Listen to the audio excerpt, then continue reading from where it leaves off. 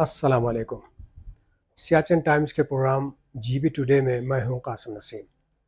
नाजरीन, आपके इल्म में है कि गुज़श्ता रोज़ डिप्टी कमिश्नर शिगर में गैर कानूनी तौर पर अलाट शुदा 1200 कनाल अराजी के अलाटमेंट मनसूख कर दिए हैं। ये मामला कुछ दिनों से ज़ेर बहस इसलिए भी था क्योंकि इस साल काफ़ी कोशिशों के बावजूद सरफरंगा सर्द सहरा जीब रैली का अभी तक इनेकाद नहीं हो सका है। और जो इस मैदान के ऊपर घास चराई के हकूक़ रखते हैं, उनका क्लेम ये रहा है कि ये हमारी मिल्कियती ज़मीन है और हमने हुकूमत के अपने ताउन से पहले मवाज़ियात के दरमियान फिर इनफरादी तौर पर इस मैदान को हमने तकसीम किया है। बहुत सारे जगहों पे हमने बोरिंग करके पानी भी निकाला और हम आबादकारी की जानिब जा रहे हैं। अमायदीन शिगर का मौक़िफ़ ये है कि ये जो छथंग मैदान है जो अभी सरफरंगा कोल्ड सहरा के नाम से मारूफ है, ये ज़मीनें शिगर के 5 और स्कर्दू की 3 मवाज़ियात के इसके ऊपर घास चराई के हुकूक हैं। और इसी की बुनियाद पे 1998 में हुकूमत ने नर से इस मैदान तक पानी को लाने के लिए एक वाटर चैनल का मंसूबा रखा।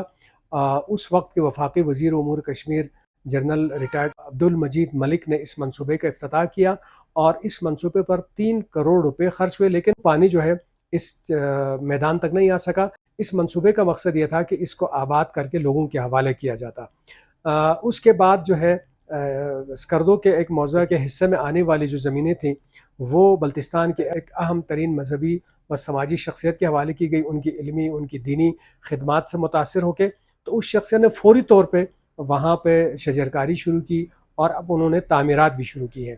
तो शिगर के अमायदीन का कहना है कि जब हुकूमत ने ख़ुद हमारे लिए आबादकारी के लिए इस पे चैनल निकाला और बाद में जब हमने ज़मीन का एक पोर्शन किसी शख्सियत के हवाले की, उन्होंने इस पे शजरकारी की और अब तामीरात का सिलसिला शुरू किया हुआ है, तो कभी भी गवर्नमेंट ने इसके ऊपर एतराज़ नहीं किया।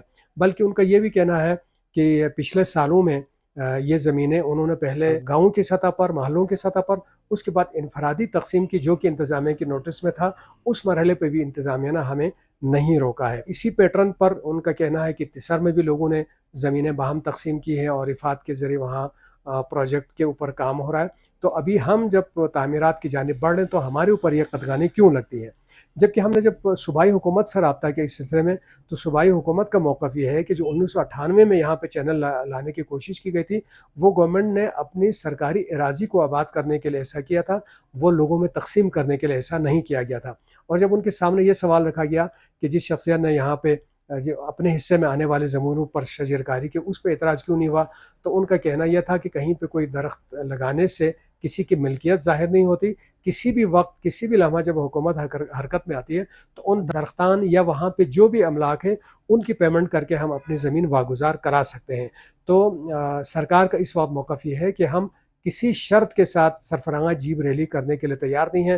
ये सरफरांगा जीब रैली लोगों के मफाद के लिए है, इससे इलाके की प्रोजेक्शन होती है, इससे लोगों को फ़ायदा हासिल होता है। अगर लोग नहीं चाहते तो हम इसका इनेकाद नहीं करेंगे, लेकिन फिर भी पस पर्दा इस हवाले से कोशिशें जारी हैं। मुमकिन है आगे जाकर किसी मरहले पर इस रैली का इनेकाद भी हो सके, लेकिन जो ज़मीनों का मामला है वो ज़्यादा अहम है। वो जो है किसी किनारे लगना चाहिए। अभी इतलात ये हैं कि चंद दिनों के अंदर जो लैंड रिफॉर्म के हवाले से हुकूमती कोशिशें हैं, उस हवाले से एक आला सतही टीम जो है बल्तिस्तान में आने वाली है और उन्होंने नए सिरे से लैंड रिफॉर्म के हवाले से मसवदा कानून और अपनी सिफारिशात मुरतब कर रखी हैं। वो यहाँ आने के बाद अवामी हलकों के सामने रखेंगे, उस पर डिबेट होगी, लोगों को वो समझाया जाएगा और लोगों के एतराज़ हो तो वो सुना जाएगा।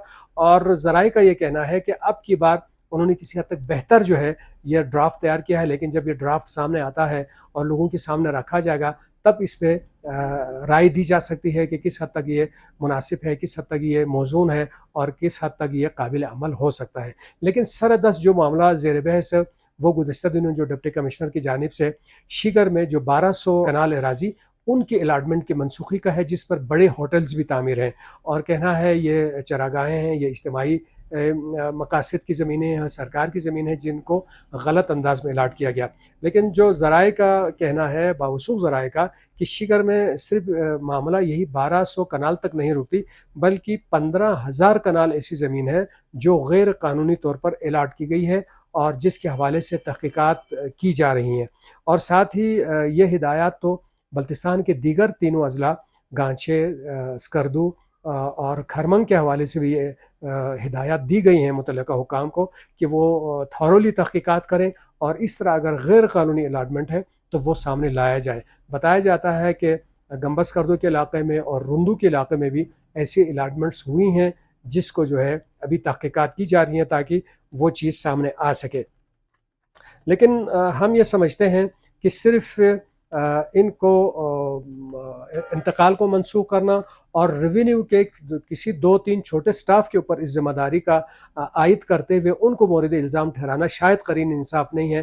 اگر اتنے بڑے پیمانے پر اگر شگر جیسے ایک ضلع میں 15 ہزار کنال اراضی اگر الاٹمنٹ ہو رہی ہے تو اس میں صرف نیچے کا عملہ ملوث نہیں ہو سکتا، بلکہ تحقیقات کے دائرے کو بڑھانے کی ضرورت ہے۔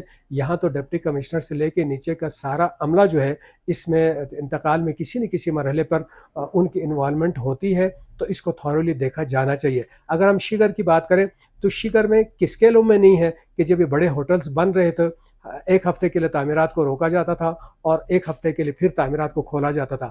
نہ تعمیرات کو بند کرنا عوام کے اختیار میں تھا، نہ تعمیرات کو کھولنا عوام کے اختیار میں تھا، یہ مجاز اتھارٹیز ہی تھیں جو ان تعمیرات کو روکتی تھیں اور پھر تعمیرات کو کھولتی تھی۔ اور یہی چیز کردو میں تھورگو کے مقام پہ جو ہوٹل بن رہا تھا وہاں پر بھی ہوتا رہا، اور اس کے پیچھے کیا عمل چلتا رہا، کیا چیزیں ہوتے رہیں، یہ ساری چیزیں سوشل میڈیا پر بھی آتی رہی ہیں۔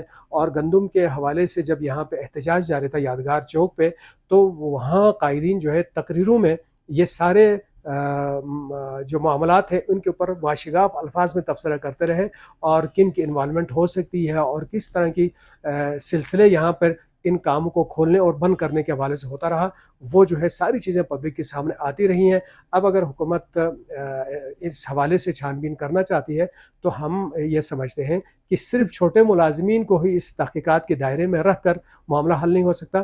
معاملے کے دائرے کو مجاز اتھارٹی سے شروع کیا جائے اور نیچے سطح تک جو جو اس میں انوالو ہو سکتے ہیں وہ سب دیکھا جائے، تاکہ جو سرکار کی زمینیں ہیں وہ بھی محفوظ ہو سکیں، جو لوگوں کی اجتماعی زمینیں ہیں چراگاہیں ہیں وہ بھی محفوظ ہو سکیں، اور جو لوگوں کی ذاتی زمینیں ہیں اس کو بھی تحفظ حاصل ہو سکے۔